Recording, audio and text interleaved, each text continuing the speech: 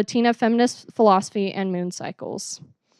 Next, Christian Gutierrez began his Weber State journey in 2009 through Upward Bound program and went on to earn both his bachelor's degree in criminal justice and a master's in social work as part of the WSU's inaugural MSW cohort.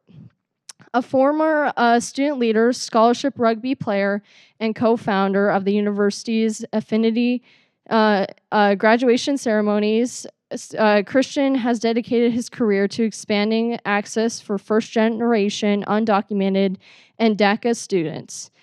He is the co-founder and director of Los Dreamers, a nonprofit supporting undocumented students nationwide, and serves on the Ogden School District Foundation of Education Board. Today, he continues his commitment to mentorship and equity as a mental health therapist for the U and a community leader. Next, we have Dr. Leandra Hernandez, an associate professor and director of graduate studies in the Department of Communication at the University of Utah. She is a queer critical feminist health and media studies scholar with applied praxis contributions to teaching, research, and service. She enjoys teaching health communication, gender studies, and media studies courses. Her teaching philosophy is informed by social justice approaches, and she is passionate about mentoring students through diverse and inclusive research projects. Today's conversation will be moderated by David Leon. David's first-generation, two-time U of U alumnus, receiving both his bachelor's to master's from the University of Utah. Born in El Salvador, he crossed 3 geopolitical borders at the age of 8 in pursuit of better education and life. As a formerly undocumented student, his lived experiences heavily inform his work and research.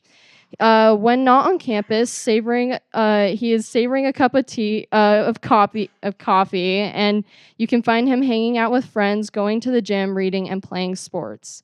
That is all of our speakers for today, and please join me in welcoming our guests. Perfect. Thank you so much for the intros. I don't know if my mic is working, but can everyone hear me? Okay, perfect. Today we are here for Latina Heritage Month, which is celebrated from September 15th to October 15th, due to that's when a lot of these countries got their independence. This year's theme is collective heritage, so honoring the past and inspiring the future. For today's panel, Culture Through Generations, will highlight topics surrounding the creation and evolution of culture, heritage through generations, and how this process unfolds in folks' lived experiences. And as a disclaimer, the University of Utah is not taking a stance of any of the issues being discussed in today's conversations. Participants in today's discussions are speaking from their own perspectives and its individuals, and not as representatives of the University of Utah. For our first question, we're going to start off with, what are some cultural traditions that were passed down through your family? Anyone can start answering that. Do you? I can go first, I guess. So one of the cultural traditions that I hold really dearly is the value of education. My grandpa was a researcher, and he wrote his own book, and he really loved just always being surrounded by books. And I'm really thankful for that, because I feel like I kind of have his spirit in wanting to find new knowledge and building my own library. And I even have some of his books. My grandpa's no longer with us, but I'm really thankful that he passed that thirst for knowledge onto us. And I hope to build my library one day like his. So yeah.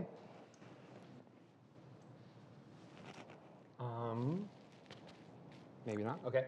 I guess right off the bat, what comes up with this question for me is we have a family saying that we kind of live by. It's like a creed, unofficially. I'll say Spanish first, and I'll translate it. It sounds crappy in English, I'll be honest. But in Spanish, it goes dal que quiere, no el que tiene, which translates to you give because you want to, not because you have the means. And that is something that we've just kind of grown up living day in and day out. To kind of understand our story, you kind of have to do a little bit of research into understanding the Salvadorian diaspora, and why so many of us left, and the civil conflict that was going on there. But similar to kind of draw some parallels, some like real world stuff going on right now. I feel like with some of the conflicts like Gaza, where you have folks literally starving. Same concepts kind of going on in El Salvador. So this idea of helping out not just your neighbor, but just your fellow man, your fellow community member, is something that's been ingrained in us. And so when they made the migration to the U.S., that's something that's never left us. And with everything from sleeping on a one-bedroom apartment floor, all 8 of us, to eventually growing up. But in those times, we had nothing yet. We still continued to share. And when I say nothing, I genuinely mean that. Dinner sometimes was tortillas, lime, and rice, right? And that was it. And that was a luxury. Sometimes it was just tortillas with some lime and salt. But even then, we learned to share that, and that was plentiful and bountiful. And I'm not trying to make it seem like, oh, you should be happy with what you have. That's not the case at all. It was more of the idea of being able to share and still help each other out and still lift our community members up no matter the dire circumstances we're in. Yeah, I really appreciate that y'all both started with education and community, because I was sitting here thinking about this question and I'm like, what does it mean for me to be a Mexican-American person culturally, right? Like, of course, I could talk about Christmas and Noche Buena, being Mexican-American, ni de aquí, ni de allá, growing up near the US-Mexico border in Texas, but I kept on going back to this notion of education and community for the same exact reason, because that was one of the most central family values for me. And my dad would tell me all the time, like, your grandma didn't even get through elementary. My maternal grandma didn't even get through junior high, right? So for my mom to graduate from high school and for my dad to have a bachelor's degree was a huge deal. And my dad always used to tell me, your PhD is not just for you and it's never been about you, but it's been something that you need to do for everyone else, right? When we're thinking about how we transmit our cultural stories, our historias, our patterns, our experiences, it's never been about the sole person, but also about all of us together. And it's also interesting too, thinking about what it means to be of multiple cultures, because cultural traditions are everything influenced by where our families come from and the fact that we're here now, right? So I remember when I was younger, my grandma, when I would get sick, would clean me with an egg, and she would do a limpia, which is a very traditional, like, Mexican indigenous form of healing. And my mom, who was more acculturated at that time, would be like, we're gonna take her to the doctor. And then my dad would be like, or we can just do both, because I don't want y'all like going after each other when she's not feeling well, right?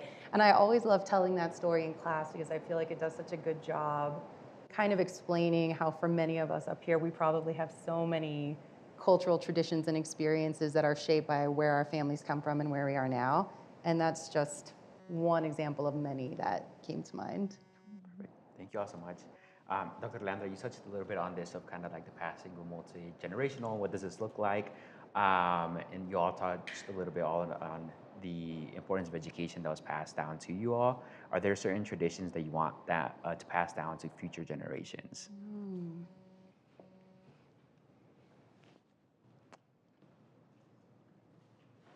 That's a good question. I feel like tradition-wise, I really want my siblings and my younger cousins. I am the eldest granddaughter and daughter. So I feel like, yes, there was a lot of responsibility to definitely help carry on the traditions of the family. And I feel like as the eldest daughter, like one of the biggest things that I felt like I struggled with was trying to find beauty and value in both of my cultures at the same time. I am Dominican and Mexican, so I identify as Afro-Latina. There's definitely a lot of anti-Blackness in Latinidad. And so one of the traditions that I really want to pass down to my younger siblings and also to my cousins is to understand that there's nothing wrong with being both, that they both hold beautiful cultures, beautiful traditions, and you don't have to choose between one or the other. So that's one of the things that I really want them to know. I think a lot about food and language as two primary experiences of and transmitters of culture. And I just mentioned earlier, right, that I'm from Texas, so my entire idea of Mexicanidad or being Mexican is through a Texas lens, right? So when people ask me, what are you, where are you from? Sometimes I say, oh, I'm Tejana, which also has very particular, like, implications, I think, depending on how you feel about the term. But because my mom's family has been in Texas since it was northern Mexico in the 1800s, that's a central part of her identity too, whereas my dad is first generation and on and on.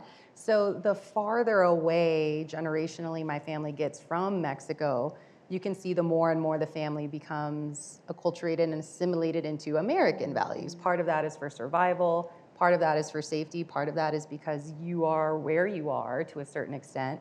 And I've noticed that as the generations keep going, connections to traditional cooking methods are lost. I'm also a terrible cook too, and that's partially my fault. But also like connections to language, right? Because in Texas, a lot of us speak Spanglish because of that kind of hybrid identity, but then also for the reasons I mentioned earlier, most of the younger generations are either primarily English speaking or only English speaking. And my mom and dad didn't teach Spanish to me primarily when I was younger because of racist educational systems in Texas that would lead to them getting suspended or expelled if they spoke Spanish in school. So then by extension, my mom and dad thought, oh, if we teach her English, she'll be safer, right? So now that I've gotten older, after watching so many novelas with my grandma and after listening to Selena, rest in peace forever, queen, you know, I've learned more and more Spanish as I've gotten older, but it's something I've had to do on my own and take responsibility for because it was a luxury I lost out on when I was little. Due to some of the questions are coming up, I'm kind of reserve some of my answer for that, but I will say this part as far as traditions go. One particular comes to mind, and this is around like holidays and celebrations, ceremonies. Since I've come into existence, and every member before me and after me, we have a tradition that we welcome New Year's together, always. Like the second the clock hits midnight, every member of my family is together. And it's because we want to close out the year together and welcome in the new year together just the way we started. But it goes past that. Like this is kind of just adjusting and also welcoming, you know, people have significant others, you know, family and friends. So New Year's has become the one holiday that's for the family. Thanksgiving, Christmas, other things around the year you can miss, but specifically that one tradition, and that goes back to a community tradition from Chalatenango, El Salvador. And so had my parents never told me that, I would have been like, this is kind of lame, all my friends are partying, or everyone's doing fun stuff for New Year's. And that's honestly how I saw it as a kid. Like as a kid, as a teenager, I'm like, what are you talking about? My homies are doing this. And then you get a little older, you're like, no. Like I didn't understand what my parents were trying to preserve and create at the time. And now it's not even like this pressure, but I look forward to that night. You know, especially now that we're older, you don't see people as often as you'd like, but that we have that one tradition where we're going to catch up, we're going to see each other in our best foot forward. And there's other little traditions that go with like how we dress, things we do. And I won't bore you with those details. But when I think of like some of these traditions and stuff, like that's implemented. Because the second my parents are gone, right, that generation, they're gone, it's up to us. It's up to that, you know, the next generation to kind of keep those alive and teach the nephews, grandkids, and so on, right? Nieces, whatever you want, even the dogs, they're part of it too. But it's up to us, right, to keep that going.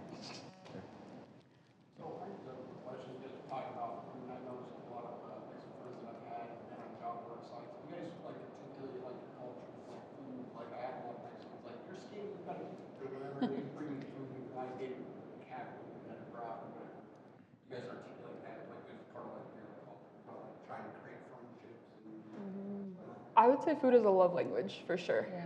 When it at least to like my specific cultures, and I'm sure y'all would say the same thing. My grandma, I live with my grandma, love her, she's cool, but she says that all the time, like, Mika, you need to eat more. Let me make you some food. Let me do this for you. I think that's specific to like the women in our families as well. Like that's how they show their love to their children and the people in the family is an act of service. Let me cook for you. Let me put this love and care into the food. And that's where a lot of our traditions come from as well, is passing our food on to people. So yeah. The idea of sharing, kind of was mentioning earlier, in whatever you have. There's this other kind of like unspoken rule. If you come to my parents' house and you leave hungry, that's your own damn fault. Yeah, real talk. And it's because I'll tell you right now, it's not because you weren't offered. It's because you were rude and kept saying no. And notice I said rude. That might be a little judgmental on my part, but it's kind of like this feeling, don't you dare say no. Like we're told, like, even if you already ate, you take a bite. But it comes back to this idea, you know, we come from communities that don't have a lot. So the idea that they're going to share what little they have with you, it's beautiful. And as Josh said, it's a love language.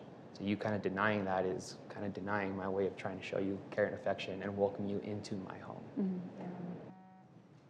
Food is love, food is culture, it's Yes. everything, right? I love this question so much because it helps us think about all of the ways food plays a significant role in our lives. And one of our graduate students in our department, Gabby Garza, she and I are both Mexican American from Texas. And when we were co-teaching a class last year, we did this case study where on the slide we had conchas and then apple pie. And our students were so confused because they were like, what on earth are you talking about? But it gave us an opportunity to talk about how for both of us, like our family cookbooks include Mexican recipes, some indigenous recipes, and then American recipes as a literal representation of how our families have come together and blended over the last several decades. So even in my own family, we'll have like pozole, menudo, conchas, apple pie, because that was one of my grandma's favorite things. And some of my cousins would be like, Grandma, apple pie really? And then she would give you that look and they'd be like, okay, apple pie it is. But it just kind of shows like how food evolves culturally for us too. If I could just piggyback off that one last time in terms of like the indigenous recipes, bringing us back to that love language. We take this back prior to supermarkets and everything being in packages. To make a tortilla, we had to start by plowing a field, planting a seed, having a harvest, drying out those crops, then taking those individual kernels, grinding them into a powder, taking that powder, making a masa, having to go get that water somewhere, purifying and cleaning that water, having to butcher an animal in a respectful manner, feeding that animal, raising that animal. You can see how this takes a very long time before we had supermarkets just to get that one plate in front of you. Yeah. If that's not love, I don't know what is. If that's not culture and tradition, I don't know. Thank you. Appreciate all y'all's vulnerability in the answers. I did want to go back a little bit. Josh, I think you mentioned a little bit of this, like that responsibility of being the eldest, being also the eldest cousin. I think that also has some added layers to it as well. I wanted to ask you all, do you all feel like a sense of responsibility in preserving those cultural traditions and identity? If so, what does that look and feel like for you? I think you mentioned a little bit of that mixture of what does that look like in changing the cultures from being Tejana to now living in Utah. Like, what is that? How is Utah influencing those things? Do you want to go first? Great question. I keep on going back to the language part, right? Because now I see my nieces and nephews who are younger. Many of them are now mixed race, mixed ethnicity, mixed culture as well. So now we're starting to think about what our family culture racially, ethnically, culturally looks like now that all of the new family members are entering. And I always worry, like, if I'm not going to be the one helping the younger generation with learning Spanish or something else, or introducing them to Borderlands or like other key texts that I was introduced to when I was younger, I always ask myself, are my other cousins going to do it, right? So this is kind of like the next generational level of conversations I'm trying to have with them to ensure that these things don't get lost with the younger ones. So yeah, there's definitely a sense of responsibility there for sure. Yeah, I definitely want to piggyback off of that because I feel like, especially since I was the first one to go to college, the first one to gain my independence away from my family, the first one to have my own opinions outside of the family, I feel like I have a really huge sense of responsibility to kind of be a pathway for my cousins and my siblings. For example, growing up, as you can see, I have curly hair. My mom has beautiful long straight hair. My dad's bald. So I did not know how to do my hair growing up. I did not look cute when I was younger with my really big puffy hair. And so I grew up thinking that I was ugly, that my hair wasn't pretty, and I would have people make fun of me at school because I didn't know how to do my hair. And so it took me a really long time to really start to love my hair and really love the reason why I have curly hair. You know, it comes from my Dominican side, it comes from my Afro roots.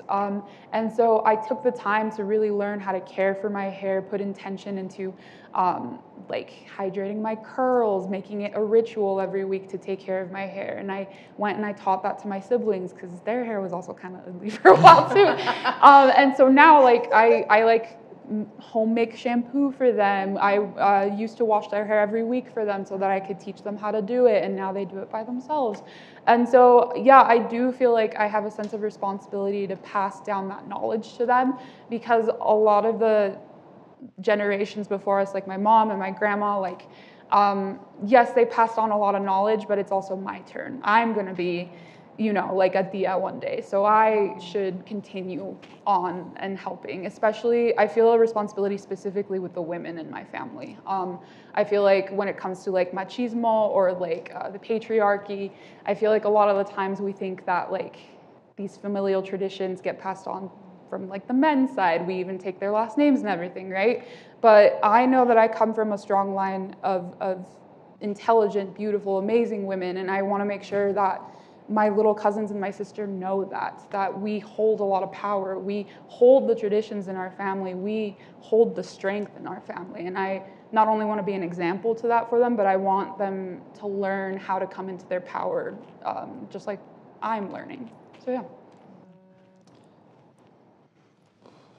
A lot of places I want to take this. I'm going to start with language for a second.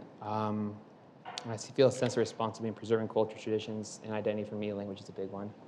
I'm not part of like the group that's like, oh, you don't speak Spanish, you're not brown. I'm not saying that at all, at all. You know, we also live in a day and age where we have a lot of technology that can translate stuff in the blink of an eye. But to me, being able to speak the language allows me to access a whole other database, generations of knowledge and culture that only exists in, you know, my mother tongue, for example. And so, like I said, I can translate it, I can use Google and stuff, but not all of that is going to be found digitally. So the ability to be able to connect with stuff in written format and understand the language without needing someone to translate is crucial and key for me. And staying on that kind of identity related to the language, the idea of even saying my name properly.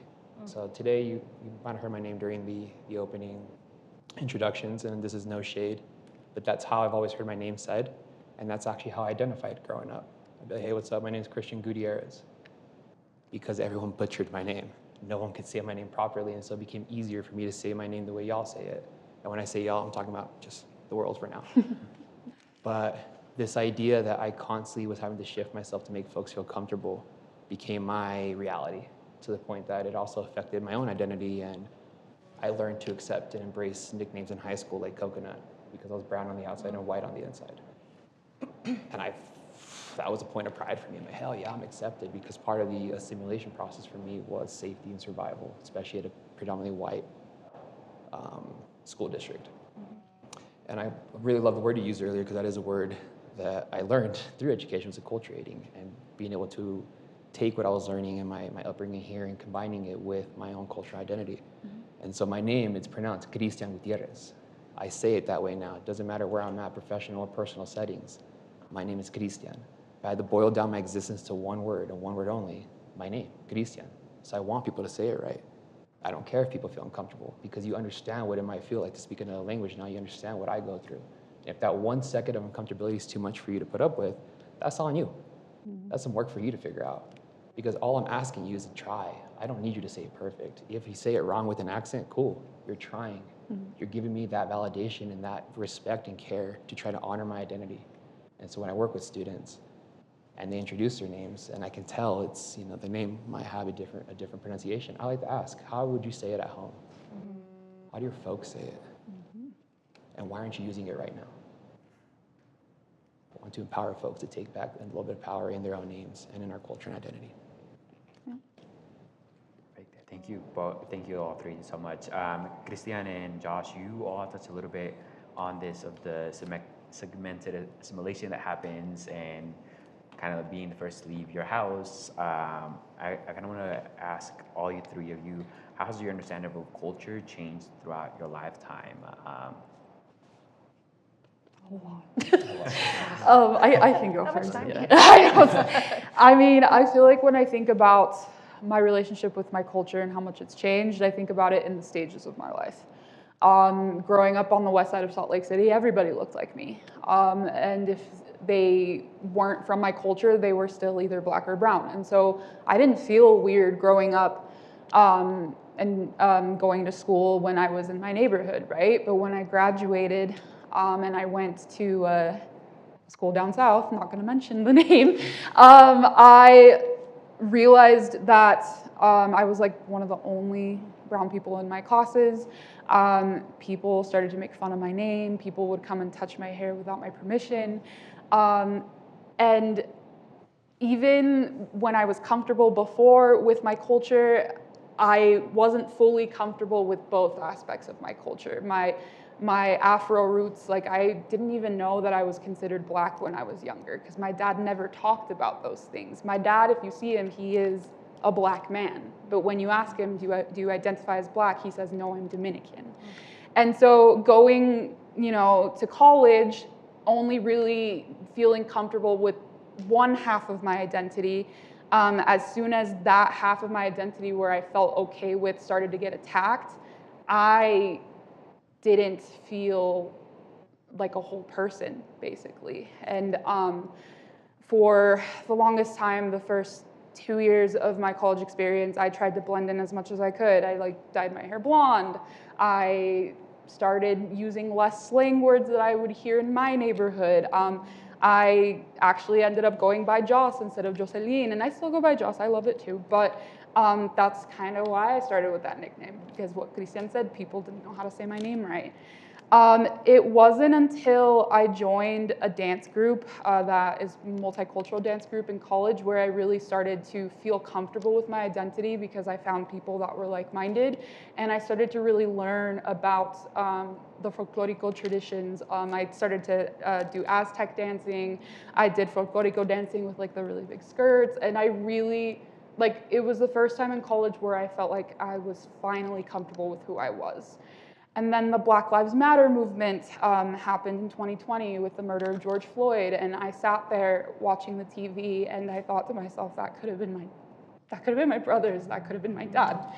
And so I went to a protest, and I saw another Dominican that looked like me, and she was up there speaking, and I said, wow, that is also a part of who I am. And so that's when I started to identify with my Blackness and started to really explore it. And I feel like now in my life, I feel a lot more comfortable with my hybrid identity coming from two different spots. And I feel like the more I learn about myself and the more I really start to open up and stop thinking in binaries of this is black and white, I really start to see the in-between. And there's a lot of beauty in the in-between. Yeah.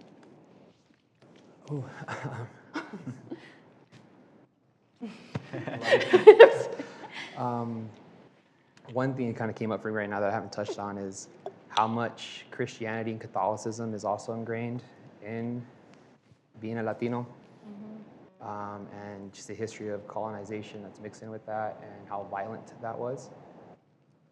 So growing up, I was also raised extremely Catholic and raised to be God-fearing and everything that comes with that. And so take that, growing up in this country, being brown, it puts you in a predicament when it comes to making relationships and then also trying to express yourself. Because that also carries a lot of some toxic masculinity, and that makes you feel uncomfortable, especially if you would consider yourself to be a softer individual.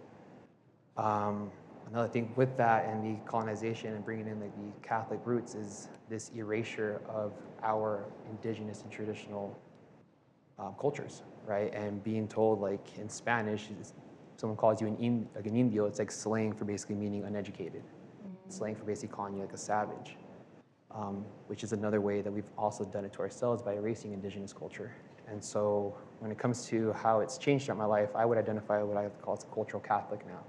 I'm not practicing, I'm not in church every day, but I still wear a cross around my neck, mainly because it makes me feel safe. Safe because I remember my grandma saying, "Mijo, I'm gonna pray for you." When I left for the first time the house, my mom cried, and I'm gonna pray for you, I'm gonna pray for you every night. And whether you're an atheist or not, because I would never reject them. Because if you're gonna take time out of your day to pray for me and send me good vibes, what the hell? Why would I ever condone that or condemn that? So learning to bridge those gaps and then also having those conversations of hey, without colonization, we wouldn't have this religion. We would be in tune with our indigenous roots and stuff. So being able to connect with my mom's side of the family, with the indigenous side of my family, and learning that I'm pipil and what that entails, and then you bring in the food and the cultural customs and things we do, and realizing we've always had it. we just are taught not to talk about it because of religion. And so being able to get to a point now where I'm able to bridge those gaps for my siblings and for the family members and be like, hey, it's cool to be a grown man with painted toenails, piercings, and long hair, and that doesn't make you any less masculine. And I love that, and I love being able to do that and kind of just change those gender roles and slowly take it apart. Oh, this is such a good question with so many good points, and we don't even have that much time left. The only thing I'll say, growing up Mexican American in Texas, with border origins and histories and family lineage, the phrasing "ni de aquí, ni de allá" was something that I heard all the time when I was little, and then when I got to graduate school and saw all of these brilliant theorists, scholars, researchers writing about it, I realized just how different our experiences are, and then how there are these universal connecting threads too, right? Which means, you're not really from here, you're not really from there, so then the question is, where do you fit and where do you go? I was born and raised in Houston's historic traditional Mexican community. It was intergenerational. My mom's family had been there for decades, and I was always around people like me. And that was the same thing too when I was an undergrad. Like, I didn't really think too much about culture or things of that nature until I got to graduate school at a predominantly white institution in Texas. And that's really when I started to realize how salient difference can be, especially when others view you as different. And for me, I've always thought about, what does it mean to be Mexican in blank? Like, what does it mean to be Mexican in Houston, Mexican in College Station, Texas, Mexican in San Diego, where my partner and I were stationed for several years when he was in the US Navy, Mexican in Japan when I lived in Japan for a year, and now Mexican in Utah, right? And I always think back to the role of community, which I know we'll talk about in a little bit, but community has really been one of the dominant ways through which I think about culture, and I experience it too everywhere I go, regardless of the cultural groups I find myself within. Thank you all so much. That is a perfect segue. I know. Got you. Thank you. You touched a little bit on that sense of belonging to your culture, but also can you all talk a little bit about what role does community play in that creation and nurturing of culture and belonging?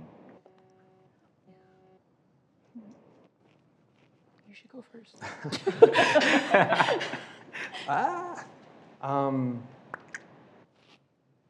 Ni de aquí, ni de allá. Sit with that for a second, take it a step further. I was also the minority of the minority, being Salvadorian in Utah. The other Latina students around me were not Salvadorian. So I couldn't even draw parallels at times with them. I remember finding out what pozole was for the first time. Like, what do you mean you don't know? I don't know. we don't eat that. I just lost my train of thought for a second where I was going with that. Oh, bring it back, thank you. So full circle moment for me was getting able to connect with my ancestral home. And realizing things I already knew, but to see it firsthand, you hear a lot of these narratives and these descriptions of people that look like us and people that come from where we come from and our families and XYZ. Yeah, I don't need to go into details, y'all. Pretty sure you know what I'm talking about. But to kind of go back and see where it started, where my origin story started, and why I didn't get to experience that, gave me the utmost sense of pride to recognize that everything you hear about us really is a lie. And to recognize and to see how much my people did and all the work and efforts that really took for me to get to the point I'm at, to then turn around and not give not give my blind loyalty to it, but then still have the ability to then criticize it. I think has been a blessing. So when I think about my pride, it's like there's so much I'm happy about when it comes to being Salvi, but there's also so much that I'm not prideful about. Things like patriarchy, the way we treat our women, the way we treat folks that look different, and even the colorism that exists. And being able to stand up against that and be like, this is wrong, brings pride to me. It gives me a sense of pride to know that it doesn't have to keep repeating. Right? And as much as our parents have these dreams or have had these aspirations for us to go on and succeed and live out their wildest dreams, I do believe a part of that is for us to kind of rewrite that narrative and rewrite the story for us to experience a better life, and for our kids and our the younger generations to experience less oppression, not just from the society we're in, but from ourselves and in our own communities. Yeah, I love that. For me, it's been studying Latina feminist philosophy that kind of opened the door for me, because not only did it help me, like identify, I mean, how do I say this? So it really helped me not only like express what it is like to be a Latina woman, but it also really gave me the power to, again, find the beauty in the in-between of being in a hybrid identity. And what I loved about Latina feminist philosophy is it kind of led me to this like rabbit hole where I started to learn about the history of brujeria or witchcraft in Latino cultures. And I grew up knowing that my great-grandma on my Dominican side was a curandera or a healer. So she would use plants and things like that to help heal people within the neighborhood. And so I always felt very like attracted to like the weird history or different things that you don't necessarily talk about all the time. And so when I started to study brujeria, it felt really good to me. It felt like it was a part of who I was. I still feel weird identifying as a bruja because people kind of look at you weird when you say that. But for me, it's a way that I can connect to my ancestors. It's a way that I can honor those women that have come before me. It's a way that I feel like I can still communicate with them. Every single day when I wake up, I say to myself, my ancestors with only the highest intentions for me, please guide me through my day and help me out. Ancestors, please help me like change this lane with this crazy guy driving next to me. Like it really helps me find that connection with my family and really find my own power too, to be able to call on the people that have come before me. So, yeah. I love this question so much because I think about all of the different ways community can manifest in close, tangible proximities, but also in further ones, right? So, and I love that you also mentioned your like feminist philosophical orientations, because some of the first ways I ever saw myself represented in the media was through literature, right? Like one of my oldest sisters, when she was in college, she gave me a copy of a book by Sandra Cisneros and said, you might like this. I'm like 10 years old. I'm like, yeah, sure. It was The House on Mango Street. So I started reading it. And then she gave me a copy of Borderlands by Gloria Anzaldúa. And again, right, I had never really seen myself or thought about myself in any of those ways. And let me just be very clear, all of our favorite authors are not free from critique, right? Like as we've talked about, racism and colorism and all of those things exist in our academic spaces and theories too. But I remember being about 16 or 17 thinking, wow, I was totally mind blown when I read that, and then other books by other authors in the same vein. So I think about like communities of authors and writers I can look to. I think about communities and spaces like this where we can be together and have the good faith of talking about these things. And then also just thinking about what community looks like outside of school, right? Like I know in this current moment, life can be hard, but one of the ways I really found community in Salt Lake City when I first got here was through rock climbing. And for those of you who are here, if you're thinking like, maybe I want to try that out and I want to try it in a group that would feel comfortable with me, look up Escala, SLC on Instagram and go to one of their meetups, right? It's a group of Latino Americano climbers. We get together, we climb inside, we climb outside. Sometimes we just do potlucks and hang out, right? But it's a really fun way to also think about other parts of your identity, like your relationship to physical activity, your relationship to land and recreating with communities that are valuable and also safe and affirming. Perfect. Thank you all. This will be the last question that I ask before I open it up to the audience is, I think it's probably the hardest one, but what advice would you give your younger self relating to your cultural identity?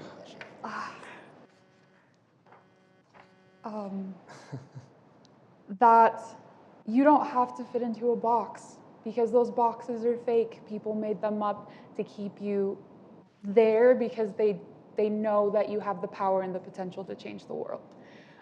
It's okay to be different. It's okay to be weird. Embrace what makes you you.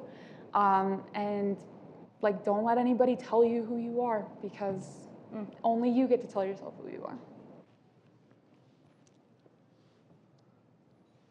And you don't have to have it all figured out now or ever, right? Like I remember when I was younger and I first found out and I was learning about like Spain's colonization of Mexico and trying to reconcile that with my own family's colonized and colonizer heritages and having those conversations that looked one way with my dad and one way with my mom and one way with my grandpas and one way with my grandmas. I mean, culture and identity is a lifelong learning process, right? So yeah, you don't have to have it all figured out now or ever. I struggle with this one, I'm being honest with you. It's hard, like, not to be like self-critical, and even myself. That's why I'm struggling with this question, because I'm like, oh, I wouldn't do this, wouldn't do this. So if I could just boil it down, being like teenage self is you don't have to be the savior. And I say that because of, I think, the amount of pressure I absorbed, like, from family, and then on top of that, just self-imposed that I have to be the one to, like, you know, change or to create generational wealth, or I have to be the one to pull my family out of the circumstances we found ourselves in. And there's this other saying, hasta que el cuerpo aguante, which translates to until your body gives out. And this idea that my value and my merit and everything that I would rise to was all connected to my work ethic. So in a roundabout way, if I could go back and just, you know, talk to a little homie and be like, hey man, it's okay. As cheesy as it sounds, like, you're enough right now, and just keep knocking on those doors because they will open. Yeah. Perfect. Thank you all so much. If anyone does have any questions though now, we'll open it up. We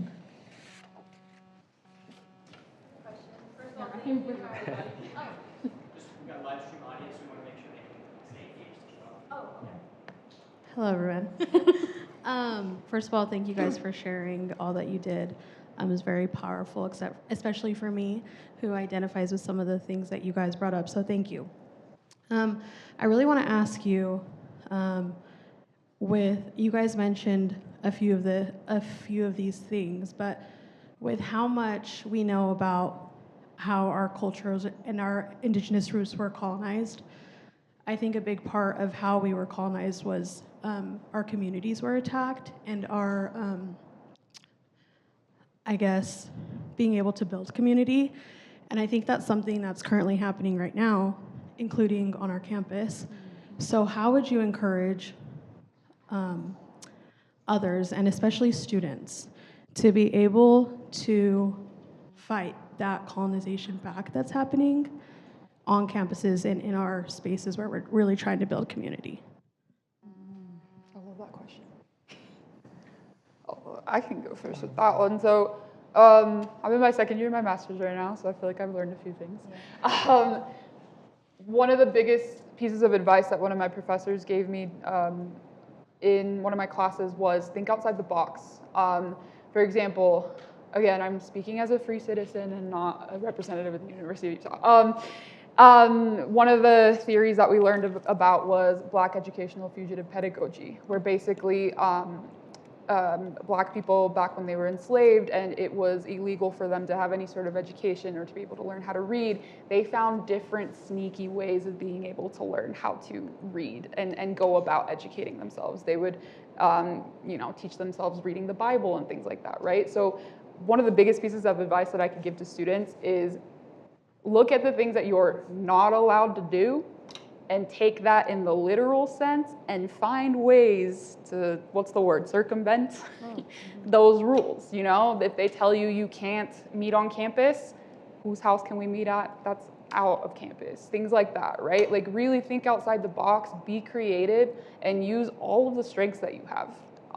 Because even if you don't think that you have a strength that could help, I bet you anything there is a way that you could. So yeah, you are creative. You are a creative person. Our people have been through so many things, and we've been able to get past those things and have come out stronger and better. So remember that your ancestors have done it. You can do it too. On that, when it comes to, like, I'm thinking of, I just lost a term. I'm gonna say collaborating, but that's not the word I was looking for right now. Humble brag, I'm not sure if you heard like the little intro, but I run a nonprofit. And the reason I bring that up is that came up from failed attempts at the previous institution I was at out of frustration. I was being sent out to recruit students, primarily undocumented students, yet there were no scholarships for them. So I felt horrible, like I'm selling false dreams and false hopes and aspirations. So myself and not allies, co-conspirators, I like that word better, because co-conspirator really tells me, hey, you're down for this cause, and it's not like we're doing anything illegal, but we're finding a means outside of the institution or outside of the means that are currently in place. And that's how it started. At the same time, a lot of folks are in love with this idea of trying to promote change and policy, and honestly, for lack of a better term, change the world, which is there's nothing wrong with that. But I think sometimes we conflate the idea, or overconflate the idea, of what changing the world looks like. Because you can do that in your own backyard, literally. And so that scholarship program started off as we're just gonna raise enough for one scholarship for a student in Ogden. And in a matter of a year, that blew up and went nationwide. It's crazy when we look back at it. But it started with an idea and finding people that believed in it. And so I would recommend, if it's not happening on campus where you're at, find your co-conspirators, right? Find people that are actually willing to help and have the ideas. And you don't have to have the finished product. But if you have people that have hustle, right, have determination and genuinely want to do this, those are the people you should be around. And I will say this is my last part about it. Skin folk ain't always your kinfolk, and kinfolk ain't always your skin folk. At the same time, your friends and your circles right now don't have to be the same people you're doing this with. And we get lost with this idea that, oh, my best friend's got my back. Yeah, but not everyone actually wants to be on that front line, the picket line, right? Not everyone wants to be there. And so that's why it's important to diversify and maybe step out of these circles where you feel safe to find others. As a faculty member, but also community organizer, I address this in a lot of different ways implicitly, right? So speaking again as me, Leah, you might find me rock climbing outside somewhere, just be like, oh yeah, that's that rock climbing gal, not my professor at the U. I think about it in terms of networks and resources and helping our community show up to get what they need in ways that they can, right? So what I mean by that is, like, with my undergrad and grad students, I ask them, what are you feeling? What are you needing? What do you want to address, right? Like, do you feel like you need to get out there and protest? Is there a burning research question that you have for your community here that I can help you get funds for, set you up with a collaborative, we work with the community and y'all address that together? Like, when I was at UVU, when I saw that, I was like, oh my goodness. I used to work at the Center for Social Impact doing exactly that kind of work, right? Developing student collaboratives to help address whatever needs they had artistically, spiritually, community-based, et cetera, to help them achieve their outcomes, however that might look. And that's a lot of the work that I've been doing now too, whether it's helping students connect with each other to maybe, you know, just host a book club or a potluck, connecting students with staff and resources on campus. And the networking and the being here is a huge part of this too. So now that we can get to know each other and then think, like, when our community members come to us, I know where I can send them, right? Or I know how I can leverage my resources on my behalf to assist with that. So yeah, lots of thoughts and never enough time. Perfect. Yes, I think we have time for one more question in this formalized setting, but I'm sure all of these folks would be willing to connect outside as well. But yeah, you have a question. Yeah, I was just listening to what you said, and I was wondering, like, especially for those maybe outside of your community, like allies or co-conspirators, right? What advice do you have, or maybe even like criticism of ways that we can support you, especially in times like these, right? Great question. So you're saying people that are not Latino, is that what you, okay. Honestly, I feel like a lot of that, like, allies or co-conspirators that I've had weren't Latino. So it's really cool to be able to see, because, okay, I guess what I'm trying to say is our struggles are connected. Yes. And that's the one thing that we always need to remember, is we're all fighting the same fight. We're all under this same, I can't use certain words, but basically, we are all going through the same thing in a lot of different ways. And so the best advice that I could give to people that aren't from the Latino community is educate yourself on the things that are happening within the Latino community. Find ways that you could help, either if it's big or small. I would say, like, one of the biggest things that you could do is pick up a book and read and support an author that is Latino, or go to events like these, right? Really, like, it comes down to education and being willing to put yourself out there, even if it makes you uncomfortable, because being uncomfortable is where growth happens, is where learning happens. That last line, real quick, as a therapist, yes. Yes. All right, being uncomfortable is okay. Conflict is okay. Conflict is okay. It's good. It's good, Yes. it's welcome. It's how we understand, how we Yes. communicate, Yeah. interpersonal communication, that's how it happens. Yes. To follow that up though, yeah, like I would hope that you're doing your own research, your own study, and I'm not expecting you to go out here and write a giant book or a paper on it, but we all have a supercomputer. Most of us have a supercomputer in our pocket now. There's articles, there's information, there's sites, pages we can follow to find more information. That's step one.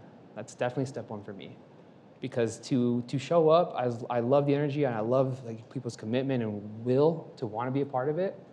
But to then have to stop to educate you, it can slow down the process and honestly be frustrating. Like my job, as much as I want to welcome folks in, I shouldn't have to be the one teaching you everything either, right? So we have to do our own self-work to be a part of that. It's definitely where I start. Second thing is, though, you nailed it. It's not you v me, right? It's not brown v PI, brown v black.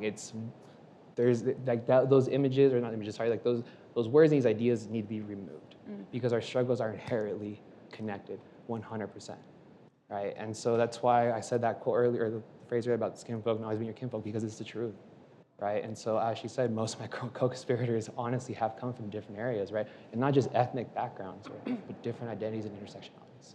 And I think that actually is what makes us better. Yeah. To bring both of y'all's points together, yes to all of that times 75 million, right?